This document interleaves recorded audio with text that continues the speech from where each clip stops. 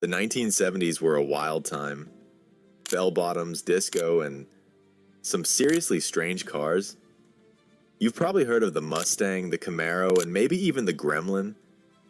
But today we're going deep into the weird zone, a list of the weirdest 1970s cars you've probably never heard of. Let's take a ride through the odd, the unusual, and the just plain bizarre. 1973. Moe's Safari Car. Let's kick things off with a car that looks like a refrigerator on wheels. The Moe's Safari Car. Made by a guy named Bruce Mose, this was a luxury off-road car. With aluminum-plated armor, red velvet interior, and doors that open like a refrigerator outward from the side. It had a top speed of 60 miles per hour and looked like a prop from a science fiction movie. Only a few were ever built, and honestly, that's probably for the best. 1970 Marcos Mantis M70. Next up, the Marcos Mantis M70 from the UK. This thing looked like a spaceship, but not in a good way. It had a long sloping nose, strange angles, and a body that looked like someone melted a sports car in the sun. Under the hood, a decent 3.0-liter engine from Triumph. But the styling was so weird that even in the 70s people said, no thanks. Only about 50 were made before Marcos pulled the plug. 1974 Bricklin SV1. Now here's a weird one with some real ambition. The Bricklin SV1 from Canada. It had gull-wing doors, safety bumpers, and a plastic body that didn't rust. Bricklin promised it was the safe sports car, but there were problems. The doors were powered by air, yes air, and often got stuck. The quality wasn't great and the price was way too high. Still, it looked cool and came with V8 power. Only around 2,800 were ever built before the company crashed and burned. 1971 Bond Bug. Want a car that looks like a toy and drives like a tricycle? Meet the Bond Bug. This British car had 3 wheels, bright orange paint, and a wedge shape that screamed Jetsons. You got in by lifting the whole roof.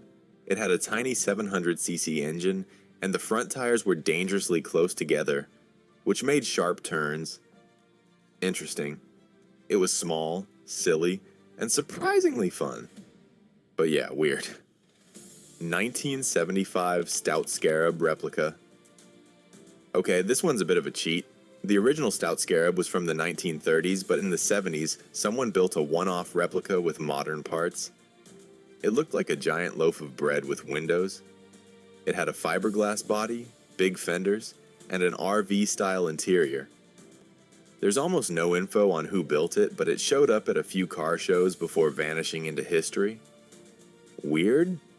Yes. Memorable? Definitely.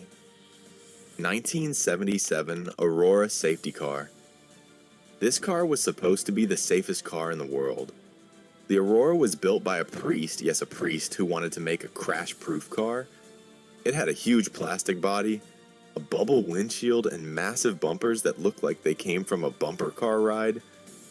Only one was ever built, and it broke down on its very first road trip. It now lives in a museum as a strange reminder of what not to do. 1976 Sebring Vanguard city car. If a golf cart and a car had a baby, it would be the city car. This tiny electric car was built during the gas crisis. It had a top speed of 35 miles per hour and a range of 40 miles. No power steering, no air conditioning, and the design? It looked like a cheese wedge on wheels. But hey, it was way ahead of its time.